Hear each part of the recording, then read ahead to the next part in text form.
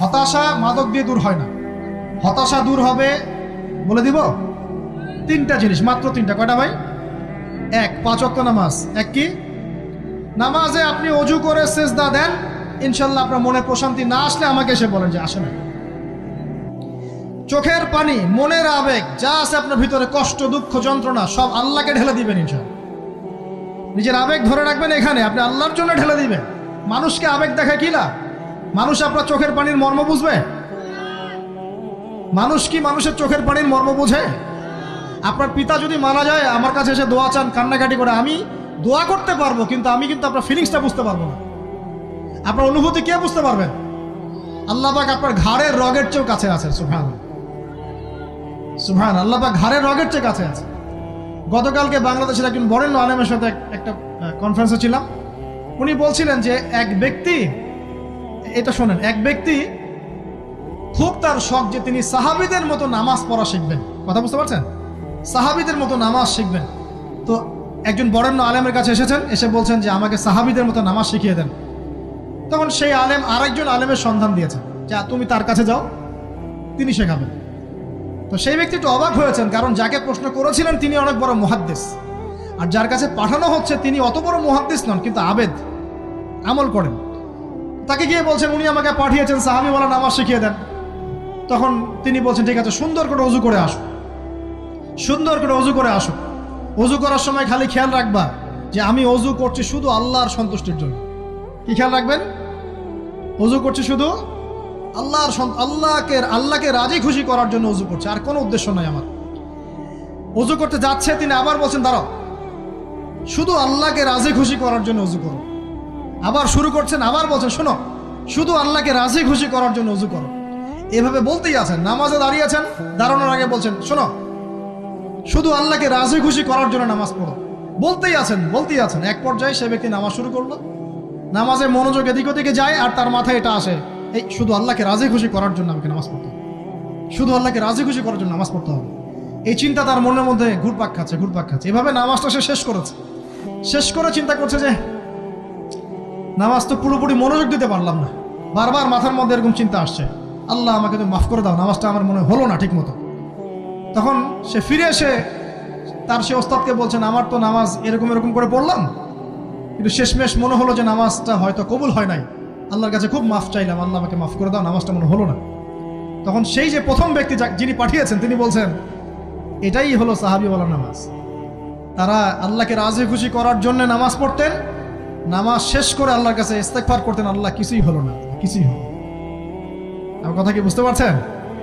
অতএব আল্লাহকে রাজি খুশি করার জন্য আপনি আপনার আবেগ, আপনার ইবাদত সব ফেলে দিবেন, অন্য কারো কাছে কিছু পাওয়ার আশা করুন। আমাকে আল্লাহ পাঠিয়েছেন দুনিয়াতে নামাজ পড়তে, রোজা রাখতে, দিনের প্রচার করতে, দিনের জ্ঞান অর্জন করতে, এই তো। তা আমি একজন মেয়ের জন্য জীবন নষ্ট করে দিব কেন?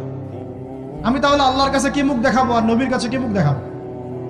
ওখানে গিয়ে বলবো আল্লাহ আমি আমার অমুক প্রেমিকার জন্য আশেক হয়ে একদম জীবন দিয়ে দিয়েছি, আত্মহত্যা করেছি? গেছে ভাই, যাইতে দেন। যে ব্যক্তি আপনার অবস্থানকে মূল্যায়ন করে নাই, সে আপনার যোগ্য ছিল না। এখন আপনি কি করবেন? নিজের অবস্থান উন্নত করেন, আপনার পিছনে লাইন ধরে ঘুরবে ইনশাআল্লাহ। এটাই বাস্তবতা। দুনিয়া খুব খারাপ জিনিস। মানুষের অবস্থানকে মূল্যায়ন করে, মানুষের অবস্থানকেই মূল্যায়ন করে, কিন্তু আল্লাহ রাব্বুল আলামিন আপনাকে সর্বাবস্থায় ভালোবাসেন। আলহামদুলিল্লাহ। এই যে আমরা এখন অনেক পাপ করছি না, আল্লাহ কি আমাদেরকে আযাব দিয়ে ধ্বংস করে দিয়েছেন? আল্লাহ পাক এখনো আমাদেরকে ভালোবাসেন, রহম করেন, আল্লাহ পাক অপেক্ষা করছেন কখন তওবা করবে, আমি তওবা কবুল করব। এই কখন আমার বান্দা খালি একবার বলে আস্তাগফিরুল্লাহ, আল্লাহ পাক সাথে সাথে মাফ করে দেবেন। আর সেই আল্লাহকে ভুলে আপনি কার পিছনে ছুটছেন? আমরা কিন্তু নিয়াত করতে পারি ভাই যে আমরা যারা ওয়াজ শুনলাম জীবনে কোনোদিন সিগারেটে হাত দিব না ইনশাআল্লাহ। রাজি আছি ভাই? অন্য বড় বড় জিনিস তো বহুত দূরের কথা। আচ্ছা, অনেকে রাজি হয় নাই কেন? আপনারা কি অলরেডি আসক্ত? আমি অনেক ভাইকে দেখেছি মাশাআল্লাহ ইফতার খুলেই একদম বেনসন টানা শুরু করে। হ্যাঁ, এটা যে হারাম আপনাদের কেউ ওয়াজ করে শোনায় নাই? এটাকে কি মনে করেন আপনারা, হারাম না হালাল? কেউ বলেছে মাকরু, নাকি মাকরু ফতোয়া দিয়েছে? মাকরুহ শব্দের অর্থ জানেন আপনি? মাকরুহ শব্দের অর্থ কি শোনেন। সূরা বনী ইসরাঈল খুলবেন। কোন সূরা? সূরা বনী ইসরাঈল আল্লাহ পাক বলছেন, আমি বনু ইসরাইলকে এই কাজগুলো করতে নিষেধ করেছেন। কোন কোন কাজ? জেনা করো না, জেনার ধার কাছে যেও না, এতিমের মাল আত্মসাৎ করো না, শিরিক করো না ইত্যাদি। যারা আলেম আছেন তারা আমার কথা বুঝবেন। এই কাজগুলোর পরে আল্লাহ পাক বলছেন যে এই প্রত্যেকটা কাজ আল্লাহর কাছে মাকরুহ, অপছন্দের। কিসের? অপছন্দ। আর এটাকে আপনি সহজ মনে করছেন? নিয়াত করি আল্লাহ পাকের সন্তুষ্টির জন্য আমরা কোনোদিনও মাদকের সাথে সম্পৃক্ত হব না ইনশাআল্লাহ। আর বিশ্বাস করেন, শুধুমাত্র মাদকদ্রব্য নিয়ন্ত্রণ অধিদপ্তর এই আইন কানুন এগুলো দিয়ে, জরিমানা দিয়ে মানুষকে মাদক ছাড়ানো যাচ্ছে না, যাবে না। কেন যাবে না এটা আপনারা খুব ভালো করেই জানেন, আমি বলতে চাচ্ছি না। অনেক সময় মাদক বিরোধী কনসার্ট করে মানুষ, মাদক বিরোধী কনসার্টে ওঠার আগে এক বোতল ডাইল খেয়ে আসে আগে। এগুলো কি বাস্তব কথা বলছি না অবাস্তব কথা বলছি?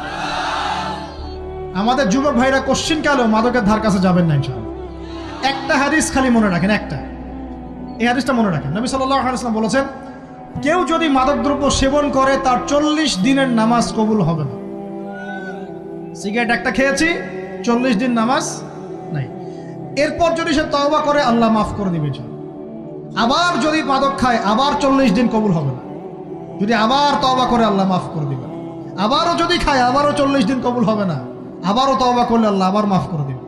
চতুর্থবার সে যদি মাদক খায়, আল্লাহ রাসূল সাল্লাল্লাহু আলাইহি ওয়াসাল্লাম বলছেন, আল্লাহ পাক কিয়ামতের মাঠে তাকে তিনাতুল খাবাল পান করাবেন। কি পান করাবেন? তিনাতুল খাবাল। সাহাবীরা বললেন, ইয়া রাসূলুল্লাহ, এটা কি? তিনাতুল খাবাল কি? নবী সাল্লাল্লাহু আলাইহি ওয়াসাল্লাম বলছেন, এটা হচ্ছে জাহান্নামীদেরকে আযাব দেওয়ার পর তাদের রক্ত মাংসের যে পুঁজ বের হবে, এই যে ড্রিঙ্কস, জাহান্নামের হার্ড ড্রিঙ্কস, এই ড্রিঙ্কসের নাম হলো তিনাতুল খাবাল। আল্লাহ পাক আমাদের সবাইকে মাদক থেকে বাঁচিয়ে রাখুন। আমল হচ্ছে কোরআন তেলাওয়াত। যে ব্যক্তি কোরআন তেলাওয়াত করতে পারে নিয়মিত, তার মনের মধ্যে এই হতাশা, এই ভীরুতা, এই কাপুরুষতা কিচ্ছু আসবে না ইনশাআল্লাহ। আমি গ্যারান্টি দিচ্ছি আপনাকে, হতাশা আসবেই না আপনার মনে যদি আপনি কোরআন বুঝতে পারেন। কোরআনের একটা আয়াত নিয়ে কোনো সময় দেখা যায় 2-3 ঘন্টা সময় পার হয়ে যাচ্ছে, আয়াতটা ছেড়ে সামনে যেতে পারছি না। কোরআনের ভিতরে ঢুকলে আপনি দুনিয়ায় ভুলে যাবেন কি হচ্ছে আশপাশে। আমি এমন অনেক আলেমকে দেখেছি যে একটা বই, পাতলা একটা বই, আরবি বই নিয়ে পড়া শুরু করেছেন, যে ফজরের পরে জোহরের ওয়াক্ত হয়ে যাচ্ছে, বইটাই শেষ করতে পারেননি। বুঝতে পারবেন না, যখন আপনি ইলমের ভিতরে ঢুকে যাবেন, কোরআনের ভিতরে, হাদিসের ভিতরে, আপনার দুনিয়ার খেয়ালই নাই। একজন আলেম, তিনি এক রাত্রে একটা বই লিখেছিলেন, চটি বই, এক রাত্রের মধ্যে। বলা হচ্ছে, তার সম্পর্কে বলা হচ্ছে যে রাতের খাবার তাকে দেয়া হয়েছে, যে আপনি এটা খেয়ে নেন। খাবারটা পাশেই আছে,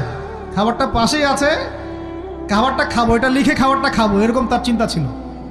ফজর হয়ে গেছে, বই লেখাও শেষ, খাবার এই অবস্থায় পড়ে আছে, ডুবে গেছেন ভিতরে, খাওয়ার মাথায় খেয়াল নাই। এরকম হয়। একজন মনীষী, বিখ্যাত মনীষী, রিয়াদুস সালেহিন কিতাবের রাইটার, সংকলক আল্লামা নববী রাহিমাহুল্লাহ, এরকম সারা রাত চলে গেছে, পাশে 2টা খেজুর, ওই 2টা খেজুর খাওয়ারই সময় পান। হাদিস নিয়ে গবেষণা করতে রাত পার হয়ে গেছে। আমি বলতে চাচ্ছি, যখন ইলমের ভিতরে, কোরআন হাদিসের ভিতরে ঢুকে যাবেন, আপনার দুনিয়ার খেয়াল আপনার চলে যাবে ইনশাআল্লাহ। এই টেনশন। আর এরকম দোয়া কবুলের অনবদ্য মুহূর্তেও দোয়া কবুল হবে না যদি আপনার রিজিকের মধ্যে হারাম থাকে। এবার আপনি ভাবেন যে রিজিকটা কত ইম্পর্টেন্ট।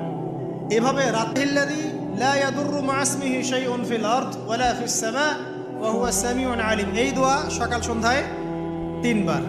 2-3 আয়াতুল কুরসি, সকালে একবার, সন্ধ্যায় একবার, ঘুমানোর আগে একবার, 3 বার। মেডিসিন দিচ্ছি, মেডিসিন প্রেসক্রিপশন লিখে নেন। 3টা বললাম। 4 সূরা বাকারার শেষের 3 আয়াত রাতের বেলা একবার। 4 5 খুবই স্ট্রং একটা আমল দিচ্ছি, সূরা ইয়াসিন। কোন সূরা? সূরা ইয়াসিন। ফজরের নামাজের পর একবার, ফজরের নামাজের পর একবার। ইনশাআল্লাহ এই সব অনিষ্ট থেকে বেঁচে থাকবেন। 6 আউযু বিকালিমাতিল্লাহিত তাম্মাতি মিন শাররি মা খালাক, এই দোয়াটা, আউযু বিকালিমাতিল্লাহিত তাম্মাতি মিন শাররি মা খালাক, 3 বার, সকালে 3, সন্ধ্যায় 3। 6 আরও আছে 7 হাসবিয়াল্লাহ লা ইলাহা ইল্লা হু আলাইহি তাওয়াক্কালতু ওয়া হুয়া রাব্বুল আরশিল আযীম, সকালে সন্ধ্যায় 7 বার করে। কয়বার করে? 7 বার করে। মনে থাকবে না, ভুলে যাবেন, ওই যে রেকর্ডিং দেখে নিয়েন। 7। 8 নাম্বার 3 বার, সকালে 3, রাত্রে 3 রদিতু বিল্লাহি রাব্বান ওয়া বিল ইসলামি দীনান ওয়া বি মুহাম্মাদিন নাবিয়্যা। 8 9 দরুদ শরীফ আল্লাহুম্মা সাল্লি আলা মুহাম্মাদ ওয়া সাল্লিম, এতটুকু আল্লাহুম্মা সাল্লি আলা মুহাম্মাদ ওয়া সাল্লিম, অথবা আল্লাহুম্মা সাল্লি ওয়া সাল্লিম আলা নবিয়িনা মুহাম্মাদ। সকালে 10 রাত্রে 10। আর একটা হচ্ছে সূরাতুল কাফিরুন। কোন সূরা? সূরা কাফিরুন রাত্রেবেলা পড়বেন। এছাড়া আরও অনেক আমল আছে যেগুলো এক লেকচারে বলা সম্ভব না। এই আমলগুলো নিয়মিত করলে, এই যে চোখ লাগা বলেন, আর এই বদনজর বলেন, আপনার জিন শয়তানের অনিষ্ট বলেন, বা তাবিজ কবজ বলেন, এই যে বানটোনা বলেন, কবিরাজের তন্ত্রমন্ত্র বলেন, ঠিক আছে, দৃশ্য অদৃশ্যের কোনো অনিষ্ট ইনশাআল্লাহ তাআলা আপনার কোনো অনিষ্ট করতে পারবে না ইনশাআল্লাহ। মনে থাকবে? আর সর্বশেষ কথা হচ্ছে নিজের বাসায় কোরআন তেলাওয়াত বাড়িয়ে দিবেন। সূরা বাকারা, সূরা আলে ইমরান ছাড়বেন না। কোন সূরা? সূরা বাকারা, সূরা আলে ইমরান। সূরা বাকারা, আলে ইমরান যে বাসায় তেলাওয়াত করা হয় শয়তান সেখান থেকে পালিয়ে যাবে ইনশাআল্লাহ। ঠিক আছে? আল্লাহ পাক আমাদের সবাইকে এই আমলগুলোর মধ্য দিয়ে রাতকে এনজয় করার তৌফিক দান করুন, এবং এভাবেই আমাদের জীবনের প্রতিটা রাতকে উপভোগ করার তৌফিক দান করুন। আর একটা দোয়া শিখাই দেই ইনশাআল্লাহ। এই দোয়া করলে রিজিক তো বাড়বেই ইনশাআল্লাহ। আপনার যত ঋণ আছে ইনশাআল্লাহ আল্লাহ পাক শোধ করে দিবেন। বিশ্বাস করলেন না? এই দোয়া শিখাই দিচ্ছি, এজন্য আমাকে হাদিয়া দেওয়া দরকার। স্পেশালি আমাকে এখন হাদিয়া দেওয়া দরকার। এটা গুরুত্বপূর্ণ দোয়া শিখাই দিচ্ছি। আলী রাদিয়াল্লাহু আনহু বলেছেন, কোনো ব্যক্তির যদি পাহাড়ের সমানও ঋণ থাকে, এই দোয়া যদি আমল করে আল্লাহ পাক ওই ঋণও শোধ করে দিবেন ইনশাআল্লাহ। আর ঋণ কেমন জানেন? ওই যে এখন মানুষ ঋণ নিচ্ছে 1 কোটি টাকা ব্যাংক থেকে, 2 কোটি টাকা ব্যাংক থেকে, হ্যাঁ, কত বছর, 10 বছরের জন্য, 20 বছরের জন্য বাড়ি করছে, তাই না? তার ধারণা এমন যে সে মারা গেলে তার ঋণটা কেউ না কেউ শোধ করে দিবেই দিবে, তাই তো? আর আল্লাহর রসুল কি বলছেন দেখেন, একজন মারা গেছেন, নবী সাল্লাল্লাহু আলাইহি ওয়াসাল্লামের সময় একজন মারা গেছেন। তো নবী করিম সাল্লাল্লাহু আলাইহি ওয়াসাল্লাম বলছেন, এই ব্যক্তির কি কোনো ঋণ আছে? একজন সাহাবী বলেন, হ্যাঁ ইয়া রাসূলুল্লাহ, তো ঋণ আছে। নবীজি বললেন, তোমরা ওর জানাজা পড়ো, আমাকে ডেকো না। তোমরা ওর জানাজা পড়ে নাও, আমি জানাজা পড়তে চাচ্ছি না। আমি এখন কেমন করে আপনাকে বুঝাবো ঋণ কত ভয়ঙ্কর জিনিস। আপনি যে ব্যাংক থেকে 3-4 কোটি টাকার লোন নিয়ে রাখছেন, লাখ লাখ টাকা লোন নিয়ে বসে আছেন, দিব্যি সুখে বসে আছেন, এমন চিন্তায় যে আপনার মৌত হবে না। আর নবী সাল্লাল্লাহু আলাইহি ওয়াসাল্লামের সময়ে একজন মারা যাচ্ছেন, তিনি বলছেন তোমরা জানাজা পড়ে নাও, আমি জানাজা পড়তে চাচ্ছি না। মানে ঋণগ্রস্ত ব্যক্তির জানাজাও তিনি পড়তেন না। তারপরে একজন এসে বললেন, ইয়া রাসূলুল্লাহ, আমি তার ঋণ শোধ করে দিব, তার যা ঋণ আছে আমি শোধ করে দিব। তখন নবী এসে জানাজা পড়লেন সাল্লাল্লাহু আলাইহি ওয়াসাল্লাম। তা আপনার এই কোটি কোটি টাকা ঋণ শোধ করার লোক তো রেডি আছে নাকি? আছে না? সমস্যা নেই, আপনার জানাজা পড়া হবে।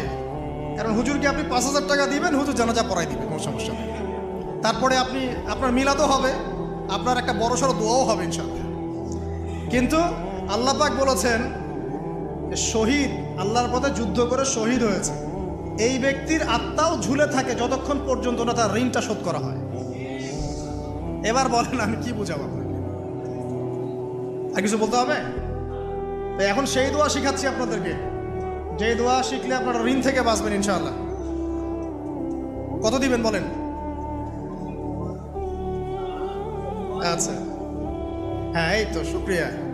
দোয়া করবেন যেন আল্লাহ পাকের দিনটাকে আল্লাহর জমিনে প্রতিষ্ঠা করতে পারি।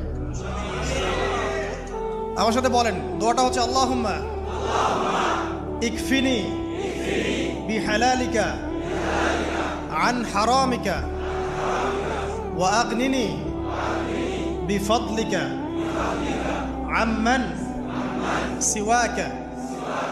এই দোয়াটা ছোট না, এটা মুখস্থ করবেন, সেজদায় পড়বেন, নামাজের সেজদায় পড়বেন, আত্তাহিয়াতু দরুদ শেষ তারপরে পড়বেন, নামাজ শেষে হাত তুলে করবেন, যখন তখন শেষ রাতটা করবেন। ইনশাআল্লাহ দেখবেন আপনার ঋণ বলতে কিছু থাকবে না ইনশাআল্লাহ। যদি থাকেও, বড় কোনো ঋণ থাকেও, আল্লাহ পাক অন্য কোনো মাধ্যমে এটা শোধ করার ব্যবস্থা করে দিবেন ইনশাআল্লাহ। ইনশাআল্লাহ। এটা কোন সূরা?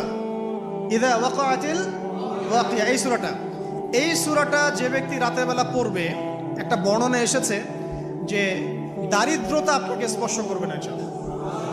এই যে সুদ খাচ্ছে কি জন্যে? টাকার জন্য তো নাকি? টাকা পয়সা ধন দৌলত করবেন, এই তো আপনার উদ্দেশ্য নাকি? এই জন্যই তো মায়ের সাথে জানা করছেন, তাই তো? আল্লাহ বলছেন সূরা ওয়াকিয়া পড়েন, আপনার দারিদ্রতা দূর হয়ে যাবে ইনশাআল্লাহ। বিশ্বাস হচ্ছে না? রিজিক কার হাতে? না, রিজিক তো আমাদের হাতে। এটা মানুষ বিশ্বাস করে না আসলে, এটা মুখে বলে, মানুষ মুখে বলে রিজিক আল্লাহর হাতে। মানুষ যদি বিশ্বাস করতো রিজিক আল্লাহর হাতে, তাহলে মানুষ কেমন করে সুদ খাবে? ও মনে করছে রিজিক আমার হাতে, আমি যদি খাই সুদ তাহলে আমি গেইন করব, যদি না খাই তাহলে আমি দারিদ্রতায় ভুগবো নাকি? যদি আমি ঘুষ নেই তাহলে আমার উন্নতি হবে অর্থনৈতিক, যদি না নেই তাহলে আমি মরে যাব, না খেয়ে মরে যাব। যদি আমি দুর্নীতি করি তাহলে আমি বাঁচবো, আমার সন্তানরা ভালো থাকবে, যদি না করি আমি দারিদ্রতায় মরে যাব, তাই তো?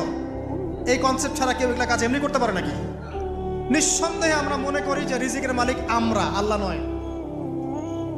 শুধু মুখের মধ্যে বলি যে রিজিকের মালিক আল্লাহ। রিজিকের মালিক যদি আল্লাহ হতো তাহলে আমি হালাল পথে থাকতাম এবং তাওয়াক্কুল করতাম যে আল্লাহ আমাকে যা রিজিক দিয়েছেন তা তো আসবেই, আসবে না? আসবেই।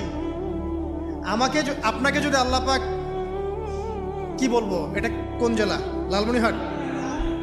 লালমনিরহাটের 100 একর জায়গায় যত ধান হয়, এতগুলো ধান যদি আপনার আমল নামায় লেখা থাকে, মানে আপনার আমল নাম হচ্ছে রিজিকে, তাকদিরে আপনার তাকদিরে যদি লেখা থাকে যে আপনি 100 একর জমির ধান খাবেন তারপর মরবেন, আছে না লেখা?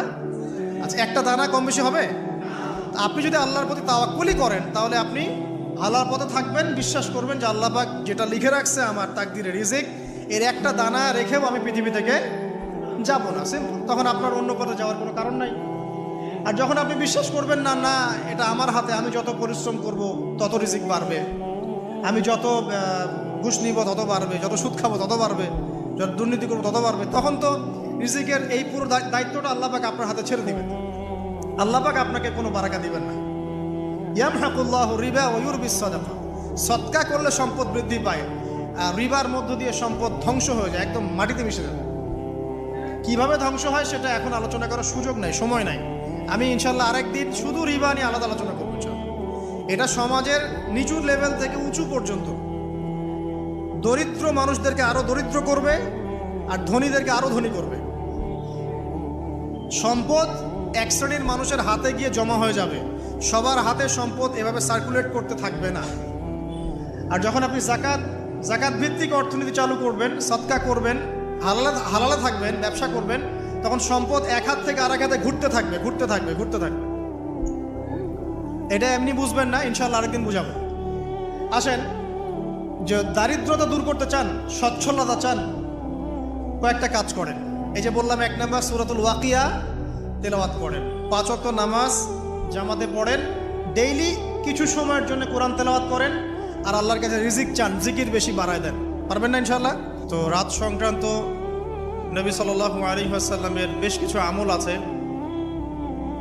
এই আমলগুলো আল্লাহ পাক আমাদের সবাইকে করার তৌফিক দান করুন, আমিন। তার মধ্যে প্রথম আমলটা হচ্ছে, সূর্য ঢলে গেলে নবী করিম সাল্লাল্লাহু আলাইহি ওয়াসাল্লাম মাগরিবের সালাত আদায় করতেন, এবং সালাত আদায় করার পর নবী সাল্লাল্লাহু আলাইহি ওয়াসাল্লাম পুরো রাতের জন্য কিছু ইবাদত করতেন। তার মধ্যে অন্যতম হচ্ছে একবার আয়াতুল কুরসি তেলাওয়াত করা। আমাদের মধ্যে আয়াতুল কুরসি সবাই জানি তো? কোন সূরার কত নম্বর আয়াতকে আয়াতুল কুরসি বলে?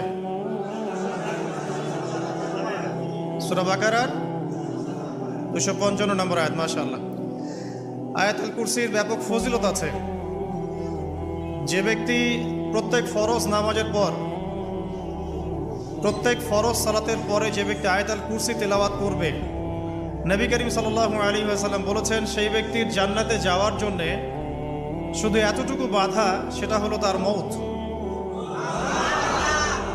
তার মৃত্যু হয়ে গেলেই ইনশাআল্লাহ সে জান্নাতে চলে যাবে। রাতের বেলা ঘুমানোর সময়ও আয়াতুল কুরসি তেলাওয়াত করতে হয়। এই হাদিসের রাবি হচ্ছেন আবু হুরায়রা রাদিয়াল্লাহু তাআলা আনহু, যাকে নবী সাল্লাল্লাহু আলাইহি ওয়াসাল্লাম গনিমতের মাল পাহারা দেওয়ার দায়িত্ব দিয়েছিলেন। তো প্রথম রাতে আবু হুরায়রা রাদিয়াল্লাহু আনহু লক্ষ্য করলেন যে মাল চুরি করার জন্য একজন এসেছে। তিনি চোরকে ধরলেন চোর খুব অনুনয় বিনয় করলো যে আমার অবস্থা খুব খারাপ, খুব দরিদ্র, আমাকে ছেড়ে দাও। আবু হুরায়রা রাদিয়াল্লাহু আনহু তাকে ছেড়ে দিলেন। পরের রাতে সেই চোর আরও একবার আসলো, তিনি আবার তাকে ধরলেন, আবারও ছেড়ে দিলেন। তৃতীয় রাতে তিনি তাকে ধরলেন এবং বললেন, এবার তোমাকে আমি ছাড়ব না। তখন সেই ব্যক্তি বিখ্যাত সাহাবী আবু হুরায়রা রাদিয়াল্লাহু আনহুকে বলছেন যে আমি তোমাকে বিশেষ একটা আমল শিখিয়ে দিব, যে আমলটা করলে পরে রাতের বেলা শয়তান তোমার নিকটবর্তী হবে না। তো আবু হুরায়রা রাদিয়াল্লাহু আনহু বলছেন, কি সেই আমল, শিখিয়ে দাও, যদি শিখিয়ে দাও তাহলে ছেড়ে দেব তোমাকে। তখন সেই ব্যক্তি বলছে যে রাতের বেলা কেউ যদি আয়াতুল কুরসি তেলাওয়াত করে ঘুমানোর সময়, সেই ব্যক্তির ধার কাছেও শয়তান আসবে না ইনশাআল্লাহ, এবং আল্লাহ পাকের পক্ষ থেকে একজন ফেরেশতা তাকে পাহারা দিবে ইনশাআল্লাহ। তো রাসূলুল্লাহ সাল্লাল্লাহু আলাইহি ওয়াসাল্লাম পরের দিন ফজরের নামাজে আবু হুরায়রা রাদিয়াল্লাহু আনহুকে দেখে মুচকি মুচকি হাসছেন যে তোমার রাতের সাথীর কি খবর। কারণ ওহীর মাধ্যমে নবী সাল্লাল্লাহু আলাইহি ওয়াসাল্লাম আগেই জেনেছেন কি হয়েছে গত রাতে। এটাই আল্লাহ পাকের ওয়াহি, যেটা কোনো বিজ্ঞান যুক্তি দর্শনের ব্যাখ্যায় আসবে না। আসবে? আসবে না। তো আবু হুরায়রা রাদিয়াল্লাহু আনহু বলছেন যে আমি তো ইয়া রাসূলুল্লাহ তাকে ছেড়ে দিয়েছিলাম, পরে আবার এসেছে, আবার ধরেছি, আবার ছেড়ে দিয়েছি, আবার এসেছে। এবার ছাড়বো না পণ করেছিলাম, কিন্তু এবার সে আমাকে একটা আমল শিখিয়ে দিয়েছিল, তো এই আমল শেখানোর বদৌলতে আমি ওকে ছেড়ে দিয়েছি। কি আমল? রাতের বেলা আয়াতুল কুরসি তেলাওয়াত করলে শয়তান নিকটবর্তী হবে না, এবং রাতের বেলা একজন ফেরেশতা আল্লাহর পক্ষ থেকে ওই ব্যক্তিকে পাহারা দিবে ইনশাআল্লাহ। তো রাসূলুল্লাহ সাল্লাল্লাহু আলাইহি ওয়াসাল্লাম বলছেন এই কথা শুনে যে যে তোমার কাছে এসেছিল সে হচ্ছে ইবলিস, শয়তান। সে যতগুলো কথা বলে তার বেশিরভাগ কথাই সে মিথ্যা বলে, তবে এই কথাটা সে সত্য বলেছে। তার মানে আয়াতুল কুরসির ফজিলত কে জানিয়ে দিল? তাহলে জ্ঞান যদি সত্য হয়, জ্ঞানটা যদি সত্য হয়, মানে আল্লাহ এবং তার রাসূলের দলিল থাকে সেখানে, তো সেই সত্য জ্ঞানটা নেয়ার ব্যাপারে কোনো প্রতিবন্ধকতা থাকবে? থাকবে না। যে কোনো ব্যক্তি এমন কোনো কথা বলুক যেটা কোরআন এবং সুন্নাহর সাথে মিলে গেছে, এই কথা নিতে কি কোনো আপত্তি আছে? নাই। আর যে কোনো ব্যক্তি যত বড় আলেম হোক আর স্কলার হোক আর বুদ্ধিজীবী হোক না কেন, তার কথা যদি কোরআন সুন্নাহর সাথে না মেলে, সেই কথা কি আমরা গ্রহণ করব? এই সহজ কথাটা মেনে নিলে কিন্তু মুসলিমদের মাঝে কোনো ইখতিলাফ থাকে না। তারপরেও হয়তো কিছু মতপার্থক্য থাকবে, সেটা ইসলামের সৌন্দর্য, সেটা ইসলামের সৌন্দর্য। যেমন আপনি ফজরের আগে বেতরের নামাজ পড়ছেন, তাহাজ্জুদের নামাজ পড়ে বেতরের নামাজ পড়ছেন, তারপরে 2 রাকাত সুন্নত পড়ছেন, তারপরে ফরজ পড়ছেন, ঠিক আছে? এই আমলটা নবী সাল্লাল্লাহু আলাইহি ওয়াসাল্লাম কর্তৃক স্বীকৃত এবং সুন্নাহ। এখন কেউ যদি ঘুমানোর আগেই বেতের নামাজ পড়ে ফেলে, ঘুমানোর আগেই সে বেতের নামাজ পড়ে ফেলে, শেষ রাত্রে যদি নফল নামাজ পড়ার সুযোগ হয় পড়লো, পরে সুন্নত পড়ে ফজরের 2 রাকাত ফরজ পড়লো, তার আমল কি বাতিল? তো বেতরের নামাজ ঘুমানোর আগে পড়লেও চলে, শেষ রাত্রে পড়লেও চলে। ইসলামের এটা সৌন্দর্য না? সৌন্দর্য। মনে করেন যে আপনি জোহরের আগে, ফরজ নামাজের আগে 4 রাকাত সুন্নত পড়লেন, পড়েন না? আচ্ছা, এটা হাদিস থেকে প্রমাণিত তো? আচ্ছা, কেউ যদি 2 রাকাত সুন্নত পড়ে হবে না? হবে না? এটার হাদিস নাই? আছে। তাহলে এটা সৌন্দর্য না? এটা সৌন্দর্য। কখন এটা আমল করলেন, কখন ওইটা আমল করলেন। আচ্ছা, এরকম বলতে গেলে রাত শেষ হয়ে যাবে আসলে। মানে অসংখ্য আমল আছে যেগুলো ইসলামের সৌন্দর্য। রাসূলুল্লাহ সাল্লাল্লাহু আলাইহি ওয়াসাল্লাম সাহাবায়ে কেরামের যুগে এভাবেই সাহাবীরা আমল করেছে। আর এখন কি হয়েছে, আমরা যে হাতির 7 কানার হাতি দেখার গল্প আছে না, কেউ বলেছে হাতি হচ্ছে খাম্বার মতো, কেউ বলেছে কুলার মতো। আসলে পুরো হাতি সম্পর্কে এদের কারোই ধারণা ছিল না।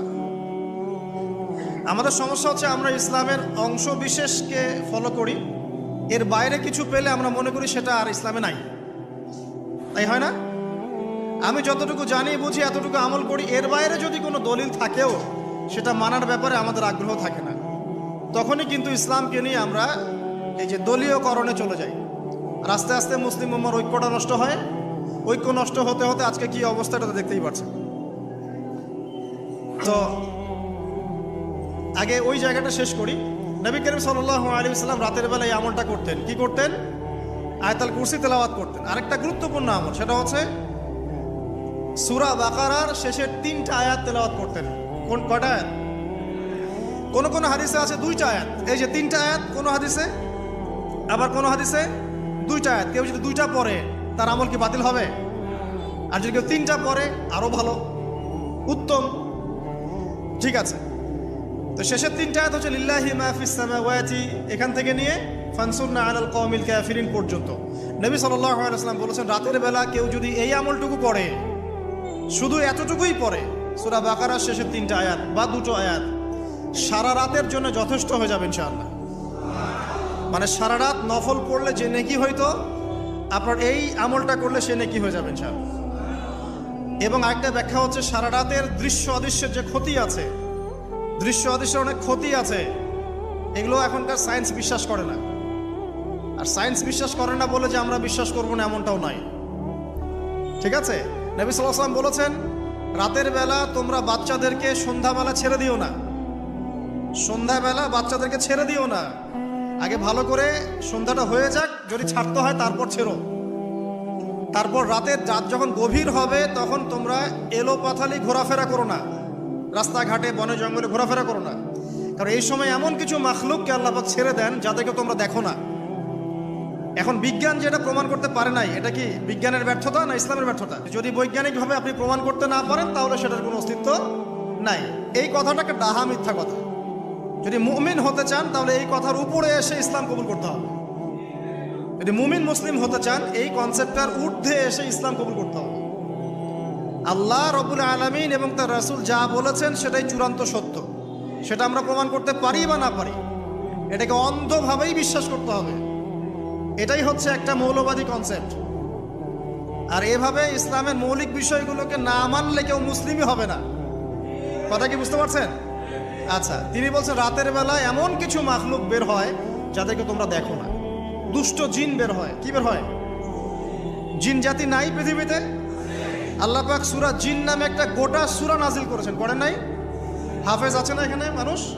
কুলু হিয়া ইলাইয়া আন্নাহু ইসতামা নাফারুম মিনাল জিন্নি ওয়া ক্বালু ইন্না সামি'না কুরআনান আজাবা। জিনদের একটা দল কোরআন শুনে বলেছিল যে আমরা অদ্ভুত আজব একটা কোরআন শুনেছি। তারপর তারা গিয়ে তাদের কওমের কাছে ইসলামের দাওয়াত দেয়, ওই কওম ইসলাম কবুল করে। এটা নবী সাল্লাল্লাহু আলাইহি ওয়াসাল্লামের জীবনের সেই সময়কে ঘটনা, যখন নবীজি তায়েফ থেকে ফিরে আসছেন। তায়েফবাসী তাকে অত্যাচার করলো, তিনি নাখলা উপত্যকায় এসে নামাজ পড়ছেন, ওই নামাজের কেরাত শুনে জিনরা ইসলাম কবুল করেছে। তো সূরা জিনে আল্লাহ পাক এই কথা নাজিল করেছেন। তো আল্লাহ পাক যে বলছেন জিন জাতি আছে, আল্লাহ কি মিথ্যা কথা বলছেন? নাকি নাসা যখন বলে এলিয়েন আছে তখন ওইটা সত্য, আর আল্লাহ বলছেন জিন জাতি আছে এটা মিথ্যা? তা আমাদেরকে আবার নতুন করে মুসলমান হওয়া লাগবে এখন, না আমাদের কনসেপ্ট চেঞ্জ হয়ে গেছে। তো যেটা বলছিলাম প্রিয় ভাইরা, রাতের বেলা এইসব প্রাণী বের হয়, নবী সাল্লাল্লাহু আলাইহি ওয়াসাল্লাম বলেছেন, অতএব আপনাদের বাচ্চা যারা আছে এদেরকে সন্ধ্যাবেলায় বাইরে ছেড়ে দিবেন না। এখন কিন্তু প্রচুর ঘটনা ঘটছে, প্রচুর জিনঘটিত ঘটনা ঘটছে, রুকিয়া করাতে হচ্ছে, জাদুটোনা করা হচ্ছে, বানটোনা করা হচ্ছে না? আর অনেক সময় আমরা মনে করি, এখন সায়েন্সের যুগ তো, মানুষ মনে করে এগুলোর কোনো ভিত্তি নাই মনে হয়। কোরআন বলছে জাদু সত্য। কে বলছে? কোরআন বলছে জাদু সত্য। কোন সূরা? সূরা বাকারা আয়াত নাম্বার 101। সূরা বাকারা আয়াত নাম্বার 101, 102 পড়ে দেখেন। ওয়াত্তাবিউ মা তাতলু শায়াতিন আলা মুলকি সুলাইমান, এই আয়াতটা পড়েন, বিশাল একটা আয়াত আছে। ওয়ামা কাফারা সুলাইমান ওয়ালাকিন্নাশ শায়াতিন কাফারু ইউআল্লিমুনা আন-নাস আস-সিহর। এই সিহর দিয়ে কি হতো? মা ইউফাররিকুনা বিহি বাইনাল মারই ওয়া যাওজি। সুলাইমান আলাইহিস সালামের সময় এই জাদুবিদ্যার প্রচলন ছড়িয়ে পড়ে। এই জাদু মানুষ শিখে কি করছিল? নারী পুরুষের মাঝখানে, স্বামী স্ত্রীর মাঝখানে বিভেদ সৃষ্টি করছিল। এখন দেখেন না, পরিবারের স্বামী স্ত্রীর বন্ধন ভেঙে যায় না? খুব ভালো সম্পর্ক, হঠাৎ করে সম্পর্ক খারাপ, কেউ কাউকে দেখতে পারে না, এমন হচ্ছে না? এই জাদুবিদ্যা সত্য। এবং এখনকার অনেক ভণ্ড যে কবিরাজগুলো বের হয়েছে, এরা জিনকে তাবে করে নিয়ে এই জিনদের মধ্য দিয়ে মানুষের মধ্যে জাদু ছড়িয়ে দিয়েছে এবং এর ফলশ্রুতিতে বহু পরিবার ধ্বংস হয়ে যাচ্ছে। এই জাদুবিদ্যা সত্য। আরো একটা জিনিস সত্য, নবী সাল্লাল্লাহু আলাইহি ওয়াসাল্লাম বলেছেন ইন্না আইনাল হক, চোখের নজর সত্য। নবী করিম সাল্লাল্লাহু আলাইহি ওয়াসাল্লাম বলেছেন চোখের বদনজর সত্য। এই যে আমরা বলি ফেসবুকে এত বেশি ছবি দিয়েন না ভাই, ছবি তুলেন না, ছবি তুলেন না, বারবার যে বলে নিষেধ করি, কারণ কি জানেন? একটাই কারণ, বিকজ চোখ লাগাটা সত্য। কারণ নবী করিম সাল্লাল্লাহু আলাইহি ওয়াসাল্লাম যা বলেছেন সাদাকাল্লাহু ওয়া সাদাকা রাসূলুহুল কারীম, নবী যা বলেছেন, আল্লাহ যা বলেছেন চিরায়ত সত্য, এর বাইরে কোনো সত্য আছে? আচ্ছা দেখেন, আমি বললাম যে জাদুবিদ্যা সত্য। এই জাদুবিদ্যার চর্চা মানুষ করে, এখনো করে, এবং এই জাদু দিয়ে মানুষের ক্ষতি করার জন্য জিনের প্রয়োজন হয়, দুষ্ট জিন। এই জিনগুলোকে মানুষ তাবে করে মানুষের ক্ষতি করার চেষ্টা করে। দেখবেন এখন গ্রামে গঞ্জে শহরে সব জায়গায় ছড়িয়ে পড়েছে না? দেখবেন, খুব সতর্ক থাকবেন। আমি পরে সলিউশন বলছি আপনাদেরকে। আরেকটা বলেছি, নবী সাল্লাল্লাহু আলাইহি ওয়াসাল্লাম বলেছেন চোখের বদনজর এমন সত্য যে একটা উটকে এই রান্নার ডেকচির মধ্যে ঢুকাই ফেলতে পারে। একজন সাহাবী গোসল করছিলেন, গোসল, এটা হাদিসে সহিহ, এই আলেম ওলামা যারা আছেন তারা জানেন যে এই হাদিসে সহিহ। একজন সাহাবী গোসল করছেন, তার গায়ের চামড়াটা খুব সুন্দর ছিল, একদম স্কিনটা অনেক সুন্দর থাকে না এমন কিছু মানুষ? আচ্ছা, এখন আরেকজন সাহাবী এই গোসল দেখছেন দূর থেকে, দেখে বলছেন যে কি চমৎকার তার শরীরের রংটা, যেন কুমারী নারীর মতো, অনেকটা এমন একটা কথা তিনি বলেছিলেন।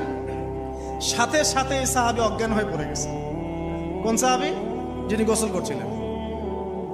এটার আপনি কোনো ব্যাখ্যা দিতে পারবেন না তো, এখানে কোনো সায়েন্স দিয়ে বা মেডিকেল সায়েন্স দিয়ে আপনি কোনো ব্যাখ্যা করতে পারবেন না। একটা ব্যাখ্যা দিতে পারেন, কিন্তু কেন সেটা হলো সেটা আপনি অ্যান্সার খুঁজে পাবেন না। তো নবী সাল্লাল্লাহু আলাইহি ওয়াসাল্লামের কাছে নিয়ে যাওয়া হলো তাকে। তিনি বললেন যে এই ব্যক্তির ব্যাপারে কি কেউ ভালো মন্দ কিছু বলেছিল? তখন একজন সাহাবী বললেন হ্যাঁ, অমুকে বলেছে এর স্কিনটা অনেক সুন্দর, ওকে ডেকে নিয়ে আসুন। ওকে ডেকে আনা হলো। ডেকে আনার পর নবীজি তাকে অনেক শাসালেন, তোমরা তোমাদের ভাইদেরকে কি মেরে ফেলতে চাও? তখন এই সাহাবী তো অবাক, আমি আবার কখন মারতে চাইলাম ইয়া রাসূলুল্লাহ? আমি তো মারতে চাই নাই, আমি তো খালি বলেছি যে তার গায়ের রংটা অনেক সুন্দর। তখন তিনি বললেন কেন তুমি সুবহানাল্লাহ বললে না, কেন তুমি মাশাআল্লাহ বললে না? যখন মাশাআল্লাহ বলবেন, সুবহানাল্লাহ বলবেন, নজরটা লাগবে না। আর যখন আপনি মাশাআল্লাহ বলবেন না, সুবহানাল্লাহ বলবেন না, দেখবেন নজর লেগে গেছে। আপনি বিশ্বাস করেন ব্যবসা খুব ভালো চলছে, মানুষ বলল যে বাহ তোর তো ব্যবসা হেভি, লালে লাল শাহজালাল, ঠিক আছে, দেখবেন আপনার কেনা বেচা বন্ধ হয়ে গেছে। এরকম হবে, আমার কথাটা বিশ্বাস করেন।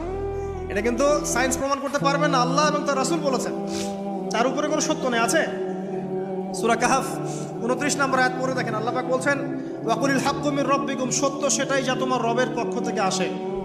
ফামান শাআ ফালইউমিন, যার ইচ্ছা হয় বিশ্বাস করুক, ওয়ামান শাআ ফালইয়াকফুর, যার ইচ্ছা হয় সে অস্বীকার করুক। এই কারণে আমরা বলি ফেসবুকে এত বেশি ছবি দেওয়া, এই আই ওয়াশ করা, এই যে শোডাউন করা, হ্যাঁ, ইসলামের কিছু কাজ করলেন একদম মানুষকে না দেখাইতে পারলে ঘুম হচ্ছে না, এগুলো বন্ধ করেন, এগুলো বন্ধ করে দেন আল্লাহর ওয়াস্তে। অফলাইনে কাজ করেন, নিজেকে গোপন করার চেষ্টা করেন। যত বেশি মানুষের কাছে নিজেকে এক্সপোজ করবেন, কাজের বরকত কমে যাবে, কাজের বরকত কমে যাবে, চোখ লাগবে, নজর লাগবে। এবং চোখ লাগা বদ নজরে বহু আলেম আস্তে আস্তে মাঠ থেকে মাইনাস হয়ে গেছে না? যায় নাই? এখন কি আলেমদের সংখ্যা বেশি না কম? যত দিন যাবে আলেমের সংখ্যা আরো কমে যাবে। নবীজি বলেছেন আলেমদের সংখ্যা কমতে থাকবে, মানুষ জাহেলদেরকে আলেম বানিয়ে নেবে। তো প্রিয় ভাইরা, জাদুবিদ্যা সত্য, চোখের বদনজর সত্য, রাতের এই অনিষ্টগুলো সত্য, রাতের বেলা অনেক ক্ষতি আছে। এই জন্য নবীজি বলছেন বাচ্চাদেরকে বাইরে বের করো না, এবং তোমরাও রাত যখন গভীর হবে তখন এদিক ওদিক ঘোরাফেরা করো না। দেখবেন রাত যত গভীর হয় আমাদের শহরগুলো তত জীবিত হয়, তাই না? তাই না? রাত যত গভীর হচ্ছে শহর তত জীবিত হয়। চায়ের দোকানে আড্ডা বেশি, ওই সিনেমা দেখছে, টিভি দেখছে, ক্যারাম খেলছে, লুডো খেলছে, ঘুম নাই। ঘুম কখন? ফজরের আগে আগে। ফজরের নামাজ কিন্তু নাই, ফজরের ঠিক আগে আগে, আবার ওই যে জোহরের নামাজের সময় উঠতেছে। এখন আমাকে বলেন এরকম জেনারেশনকে দিয়ে কি আসলে ইসলামের কোনো খেদমত হবে? আচ্ছা, নবীজি রাতের বেলা আর্লি ঘুমাতেন। আল্লাহ পাক আমাদের সবাইকে তাড়াতাড়ি ঘুমানোর তৌফিক দান করুন। হ্যাঁ, আপনি ইলম চর্চা করলে রাত জেগে থাকতে পারেন, আপনি যদি জ্ঞান চর্চা করেন রাত জাগতে পারেন, আপনি কোনো গবেষণা করছেন, নামাজ পড়ছেন বা কোরআন হিফজ করছেন, আপনি রাতের আর্লি উঠবেন, এটা আলাদা বিষয়। কমনভাবে আমাদের এই যে ফেসবুক, ইউটিউবিং ইত্যাদিতে আমরা লিপ্ত থাকি, সারা রাতটা কাটাই আড্ডাবাজি করে, এগুলো বন্ধ করতে হবে। এগুলো বন্ধ না করলে ফিজিক্যালি আমরা সুস্বাস্থ্যের অধিকারী হতে পারবো না, সারা দিনটা আমাদের একটা কি বলবো অলসতার ভাবে যাবে এবং দিনের বেলা কাজগুলো ব্যাহত হবে। এতে করে আমাদের উম্মার এই পুরো বড় যে তরুণ প্রজন্ম আছে এদেরকে আপনি সম্পদে পরিণত করতে পারবেন না। তাই এই সিস্টেমটা চেঞ্জ করা দরকার। নবীজি রাতের বেলা এই সূরা বাকারার শেষে 3টা আয়াত তেলাওয়াত করতেন। আমরা করবো ইনশাআল্লাহ। আরেকটা আমল বলে দেই, নবী করিম সাল্লাল্লাহু আলাইহি ওয়াসাল্লাম রাতের বেলা সূরা মুলক তেলাওয়াত করতেন। কোন সূরা এটা? কোন সূরা? তাবারাকাল্লাযী বিয়াদিহিল মুলক। কয়টা আয়াত আছে? 30টা আয়াত আছে। নবীজি বলেছেন সাল্লাল্লাহু আলাইহি ওয়াসাল্লাম এই সূরা আপনাকে কবরের আযাব থেকে বাঁচাবে ইনশাআল্লাহ। কবরের আযাব থেকে তো ভাই বাঁচা খুব সহজ নাকি? আমাদের মধ্যে এমন কেউ নাই, শোনেন, আমাদের মধ্যে এমন কেউ নাই আলেম জালেম মুফতি মুহাদ্দিস রাজনৈতিক নেতা পলিটিশিয়ান বিরোধী দল জাতি তারপরে যে সরকার দল যে আছে না কেন কবরের শাস্তি ফেস করবেন এমন একটা মানুষ নাই, কেউ নাই পৃথিবীতে। এই যে আপনি দেখছেন ওই যে কি ইসরায়েলের প্রধানমন্ত্রী, ওই রাশিয়ার প্রধানমন্ত্রী, ওই চায়নার সভ্যতা, পশ্চিমা সভ্যতা, এমন কেউ নাই পৃথিবীতে এখন যাকে কবরের শাস্তি ভোগ করতে হবে না, আছে? আর আমাদের তো ভাই কবরে সবাই সাথে যাবে না, গার্লফ্রেন্ড যাবে না, বাপ মা ভাই বোন সবাই যাবে না। একজন ব্যক্তি সুদ খাচ্ছে, জিজ্ঞাসা করে দেখেন কেন খায়, বলবে তার সন্তানের জন্য খায়, তার বউয়ের জন্য খায়, তার মা বাবাকে দেখতে হবে তাই খায়, তাই না? একজন ব্যক্তি ঘুষ খায়, বলবে আমার পরিবারের জন্য খাই। একজন দুর্নীতি করছে, পুকুর চুরি করছে, বলবে দুর্নীতি করছে আমার পরিবারের জন্য খাই, পরিবার ভালো থাকবে। সবার একই এক্সকিউজ যে পরিবার যেন ভালো থাকে, আমার সন্তানরা যেন ভালো থাকে, আগামী প্রজন্মের জন্য কিছু রেখে যেতে পারি, তাই না? এরকম একটা মানুষও কি আপনার সাথে কবরে যাবে? আর এই বোকা মানুষ কেন বোঝে না যে আপনার কবরে আপনাকেই যেতে হবে? তাহলে আপনি কি কারণে অন্যের কারণে নিজের পরকাল নষ্ট করছেন? অন্যের সুখের জন্য আপনি আপনার পরকাল নষ্ট করছেন। সুদ খাচ্ছেন, দিব্যি মায়ের সাথে জেনা করছেন। আপনাদের এলাকায় নাকি সুদের সমস্যা অনেক বেশি। কয়েকটা হাদিস বলে দেই, আমি ওদেরকে আক্রমণ করতে আসি না, আমি শুধু তাদেরকে 3টা হাদিস শোনাতে এসেছি। 1 নম্বর হাদিস শোনেন। আল্লাহর নবী মুহাম্মদ সাল্লাল্লাহু আলাইহি ওয়াসাল্লাম বলেছেন সুদের পাপের 73টা শাখা আছে। কয়টা? কোন হাদিসে 70টাও আছে, কোন হাদিসে 73টা আছে। বলছেন যে সবচেয়ে নিচের শাখাটা হচ্ছে, সুদের পাপের সবচেয়ে নিচের শাখা হচ্ছে যে যেন কোনো ব্যক্তি তার মাকে রেপ করলো, তার মাকে ধর্ষণ করলো। 1 দিরহাম যে ব্যক্তি সুদ খায়, সহিহ বুখারীতে আরেকটা হাদিস এসেছে, সে যেন 36টা মেয়েকে ধর্ষণ করলো। চ্যালেঞ্জ করবেন? নবীজি বলেছেন 1টা দিরহাম যে ব্যক্তি সুদ খায়, দিরহাম মানে কি? রৌপ্য মুদ্রা। এটা এখন দেখতে পারবেন না, জাদুঘরে আছে, কাগজের মানি সব। এক সময় ছিল দিরহাম, কি ছিল? ওই যে বিখ্যাত একজন খলিফা ছিলেন হারুনুর রশিদ, নাম শুনেছেন? বলা হয় যে হারুনুর রশিদ আব্বাসী খলিফাতের সময় ছিলেন উনি। বলা হয় যে উনি প্রতিদিন 1000 দিরহাম মানুষকে দান করতেন আর দৈনিক 100 রাকাত নফল নামাজ পড়তেন। ওই যে দিরহাম মানে একটা রৌপ্য মুদ্রা। তো 1 দিরহাম যে ব্যক্তি সুদ খায়, বলা হচ্ছে যে সে ব্যক্তি যেন 36টা মেয়েকে ধর্ষণ করলো বা 36 বার জেনা করলো। আরেকটা হাদিসে এসেছে, এটা কোরআনেও আছে, হাদিসে তো আছেই, কোরআনেও আছে। কি সেটা?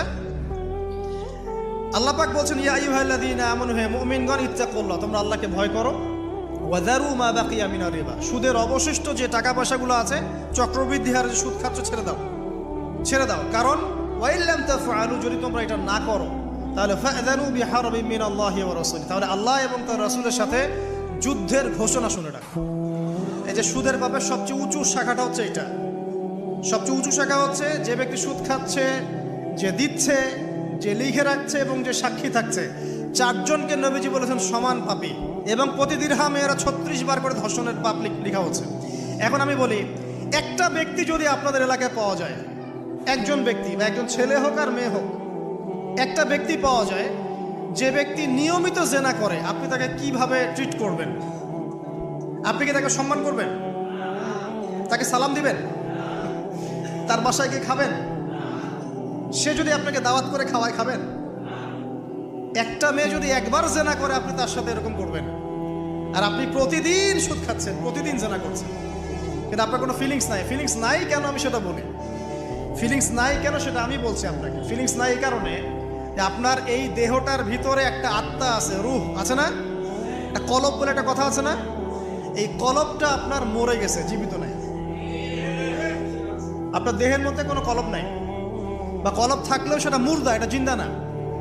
এটা জিন্দা হবে কোথায়? ওই আল্লাহওয়ালা মানুষের কাছে যান, গিয়ে দেখবেন তিনি আপনাকে মৌতের কথা স্মরণ করাবে, কোরআন ধরাই দিবে, জিকির ধরাই দিবে, নামাজ ধরাই দিবে। আস্তে আস্তে দেখবেন আপনার কলবটা আবার জিন্দা হবে। ইনশাআল্লাহ। এই মৃত কলব নিয়ে আপনাকে নসিহত করে আমারও কোনো লাভ নাই। আমি যে নসিহত করছি আসলে কোনো লাভ নাই, কারণ আপনার কলবটা মৃত। আগে কলবটা জিন্দা করতে হবে। কলব জিন্দা হবে দুইটা কাজ, মাত্র দুইটা কাজ। এক, বেশি বেশি কোরআন তেলাওয়াত। পারা যাবে ইনশাআল্লাহ? আল্লাহ আমাকে তৌফিক দেখ, আপনাদেরকে তৌফিক দেখ। আরেকটা হচ্ছে দুই, বেশি বেশি আল্লাহর জিকির, বেশি বেশি আল্লাহর জিকির, চলতে ফিরতে সুবহানাল্লাহ, আলহামদুলিল্লাহ, আল্লাহু আকবার, লা ইলাহা ইল্লাল্লাহ, লা হাওলা ওয়ালা কুওয়াতা ইল্লা বিল্লাহ, হাসবুনাল্লাহু ওয়া নি'মাল ওয়াকিল। মানে চলতে ফিরতে, আস্তাগফিরুল্লাহ ওয়া আতুবু ইলাইহি। ঠিক আছে? যত জিকির জানেন চলতে ফিরতে করতে থাকেন, কলব জিন্দা হবে ইনশাআল্লাহ। কলব জিন্দা না হলে নসিহত ঢুকে না ভিতরে। এই যে আপনি একটা কথা শুনছেন, আপনি নসিহত গ্রহণ করছেন, আরেক ভাই শুনছে গ্রহণ করছে না, কারণ কি জানেন? আপনার কলবটা জিন্দা, তার কলবটা মুর্দা, এতটুকু পার্থক্য। হ্যাঁ, কোরআন সুন্নাহ সবার কাছে আছে না? তো সবাই তো পড়ে হেদায়েত পাচ্ছে না, পাচ্ছে না। কিছু মানুষ পাচ্ছে, কিছু মানুষ পাচ্ছে না। কারণ কি? কারণ এক, তার মনের মধ্যে অনেস্টি নাই, সততা নাই। দুই হচ্ছে তার কলবটা মুর্দা। যদি কলবটা জিন্দা হতো এবং মনের মধ্যে সততা থাকতো, আল্লাহ পাক তাকে হেদায়েত দিতেন ইনশাআল্লাহ। যদি অমুসলিম ভাই বোনরাও থাকে, তাদের মনে যদি সততা থাকে, আল্লাহ পাক কোনো না কোনো দিন ওদেরকে হেদায়েত দিবে ইনশাআল্লাহ। দেখে নিয়ে এই উমর রাদিয়াল্লাহু আনহু, তিনি রাসূল সাল্লাল্লাহু আলাইহি ওয়াসাল্লামকে জান্নাই তরোয়াল নিয়ে আঘাত করতে, জান্নাই ঘটনা জানেন না? তিনি কিন্তু সৎ মনের মানুষ ছিলেন। হয় ডানে যাবো নাহলে বামে, মাঝামাঝি এসবের মধ্যে আমি নাই। হয় মানবো নাহলে মানবো না। ঠিক আছে? উনি সৎ ছিলেন, সৎ মনের অন্তর ছিলেন, স্বতন্ত্র। কেউ জুলুম করেছে, উনি জালেমের পক্ষ নিতেন না, মাজলুমের পক্ষ নিতেন, একদম সরাসরি, ডানে বামে দেখার সময় নেই। এই সততা ছিল তার মনের মধ্যে। আল্লাহ পাক হেদায়েত দিয়ে দেখেন দ্বিতীয় খলিফা বানিয়ে দিয়েছেন, আলহামদুলিল্লাহ। আর অবশ্যই নবী সাল্লাল্লাহু আলাইহি ওয়াসাল্লামের দোয়া এখানে ছিল। তিনি দোয়া করেছিলেন, আল্লাহ দুইজনের মধ্যে একজনকে হেদায়েত দিও। কে কে? হয় আবু জাহাল ইবনে হিশাম, না হলে ওমর ইবনুল খাত্তাব। আল্লাহ পাক ওমর রাদিয়াল্লাহু আনহুকে কবুল করেছেন, আলহামদুলিল্লাহ। এখনো যদি আল্লাহ পাক কারো মনের মধ্যে সততা দেখেন, ইনশাআল্লাহ তাআলা আল্লাহ পাক আপনাকে হেদায়েত দিবেন ইনশাআল্লাহ। আপনি নামাজ পড়ছেন না, তো মনটা অনেস্ট আপনার, কারো ক্ষতি করছেন না, কারো ক্ষতির মধ্যে আপনি নাই, কারো সম্পদ লুট করছেন না, ইচ্ছা করে কারো ক্ষতি করার চেষ্টা করছেন না, কাউকে বিপদে ফেলার চেষ্টা করছেন না, আপনি সৎ আছেন মনের দিক থেকে, আল্লাহ চাইলে আপনাকে নামাজি বানাই দিবে ইনশাআল্লাহ। বানাই দিবে ইনশাআল্লাহ একদিন না একদিন, কারণ আপনার মনের মধ্যে সততা আছে। একজন ব্যক্তি মিউজিক করছে মনে করেন, কিন্তু কোনো মাদকে নাই, জাস্ট মনের তৃপ্তির জন্য করছে, আল্লাহকে বিশ্বাস করে, আল্লাহর সাথে সে ওই ইবলিসের মতো আচরণ করে না। আল্লাহ চাইলে তাকে একদিন হেদায়েত দিতে পারেন ইনশাআল্লাহ। একজন মাদক খাচ্ছে, মনে করেন সে মাদক খাচ্ছে মনের কষ্টে, হতাশা, চাকরি বাকরি পায় না, পরিবার থেকে চাপ, গার্লফ্রেন্ড ছেড়ে চলে গেছে, এখন মদ খাওয়া শুরু করছে। ও মনে করছে এখানে গেলে শান্তি পাবে, কিন্তু আল্লাহ বলে একজন আছে, সে বিশ্বাস করে, নামাজ মানে, কোরআন মানে, কেবলা মানে, নবীকেও মানে, কিন্তু সে জানে যে আমি একটা পাপ করছি, তার মনটা সৎ। আল্লাহ চাইলে ওই ব্যক্তিকে তো অবশ্য সুযোগ দিতে পারেন ইনশাআল্লাহ। কাকে দিবেন না জানেন? এই যে এখনকার বুদ্ধি বিক্রেতাগুলোকে নাও দিতে পারে। কথা বুঝতে পারেন নাই? যারা জানে যে কোরআন সত্য, যারা জানে যে হাদিস সত্য, যারা জানে ইসলামী চূড়ান্ত ধর্ম, যারা জানে সত্য মিথ্যার চূড়ান্ত মানদণ্ড আল্লাহর ওহী, তারপরেও দুনিয়ার স্বার্থে, পলিটিক্যাল স্বার্থে, সমাজের স্বার্থে সে ইসলামের বিরোধিতা করছে, আল্লাহ পাক এদেরকে হেদায়েত দিবেন না। এত সহজ না, মনটা সৎ হতে হয় আগে। যারা জানে যে কোরআন সুন্নাহ একদম সত্য, চিরায়ত সত্য, তারপরেও এর বিরোধিতা করছে, আল্লাহ পাক আবা ওয়াস্তাকবার, এদেরকে হেদায়েত দেন। আল্লাহ পাক বলেছেন কোরআনে যে সবাইকে আমি হেদায়েত দিব না, সবাইকে দিব না, বরং বেশিরভাগকেই দিব না। কলিলুম মিন ইবাদিয়াশ শাকুর, আমার শুকরগুজার বান্দা হবে খুবই অল্প, খুবই অল্প। আবার এই উম্মতের মধ্যে আবার ৭৩ দল, তার মধ্যে এক দল জান্নাতে যাচ্ছে, তাই না? মা আনা আলাইহি ওয়া আসহাবি, আমি যার উপরে আছি, আমার সাহাবীরা যার উপরে আছে। আল্লাহ পাক আমাদের সবাইকে একটা সৎ হৃদয়ে লালন করার তৌফিক দান করুন। যেটা জানি না হয়তো আমল করতে পারছি না, জেনেছি কোরআনে আছে, জেনেছি হাদিসে আছে, জেনেছি এটা ইসলাম, মানবো ইনশাআল্লাহ। এটা আমার বুঝে আসুক বা না আসুক, আমি বুঝে আসুক বা না আসুক। আর জানছি এটা অন্যায়, এটা অশ্লীলতা, এটা পাপাচার, এটা নাজায়েজ, কোরআন সুন্নাহর মানদণ্ডে এটা চলে না, বাস চলে না, কোরআন সুন্নাহ চলে না, আমিও মানবো না, সিম্পল। আর কোরআন সুন্নাহ চলে না, কেউ যদি জোর করে মানায় তখন কি করব? তখন হাতটা তুলবেন শেষ রাত্রে হাতটা তুলে বলবেন আল্লাহুম্মা ইন্না নাজআলুকা ফি নুহুরিহিম ওয়া নাউযু বিকা মিন শুরুরিহিম। আল্লাহ, আমি তোমাকে এই শত্রুদের সামনে দাঁড় করায় দিলাম, তুমি এখন বুঝো। কথা বুঝতে পারেন নাই? আপনি আল্লাহকে বলবেন, আল্লাহ আমরা তোমাকে ইসলামের বিরোধী শক্তি আর মুসলিমদের মাঝখানে দাঁড় করায় দিলাম, তুমি এদের সাথে বোঝাপড়া করো। আল্লাহ, আমার ক্ষমতা নেই। আল্লাহ পাক পারবেন না? আল্লাহ দুর্বল নাকি? অথবা বলবেন আল্লাহুম্মা কফিনিহিম বিমা শি'তা, আল্লাহ যেভাবে ইচ্ছা তুমি এদের বিরুদ্ধে আমার জন্য যথেষ্ট হয়ে যাও। এই দোয়াটা কে করছিল? কে বলতে পারবেন? সূরা বুরুজ পড়েছেন? সূরা বুরুজ একটা বালকের কথা আছে না? ওই বালককে যে তীর মারা হলো, ওই বালককে মারা হয়, বালক মরে না, পাহাড় থেকে ফেলে দেয় মরে না, সমুদ্রে ফেলে দেয় মরে না। পরে বালক বলল যে একটা কাজ করেন, রাজাকে বলছে একটা কাজ করেন, সব জনগণকে মাঠে জড়ো করেন, তারপরে একটা তীর নেন, নিয়ে বলেন যে বিসমিল্লাহি রব্বি হাযাল গোলাম, এই বালকের রবের নামে আমি তীর ছুড়লাম, এটা বলেন, আমি মারা যাব। এই বালক নিজের জীবনটা উৎসর্গ করলো এভাবে। তখন ওই স্বৈরাচারী শাসক সে কি করলো? ওই তীরটা বের করে বলছে বিসমিল্লাহি রব্বি হাযাল গোলাম বলে তীর ছুড়লো, বালকটা মারা গেল, বালকটা শহীদ হয়ে গেল। এবং এই দৃশ্য দেখে সমস্ত এলাকার মানুষ বুঝলো যে আসলে এই রাজা আল্লাহ নয়, এর উপরে একজন আল্লাহ আছে যার নামে তীর ছুড়লে সে মরছে। তখন এই সবগুলো লোক মুসলিম হয়ে যায়।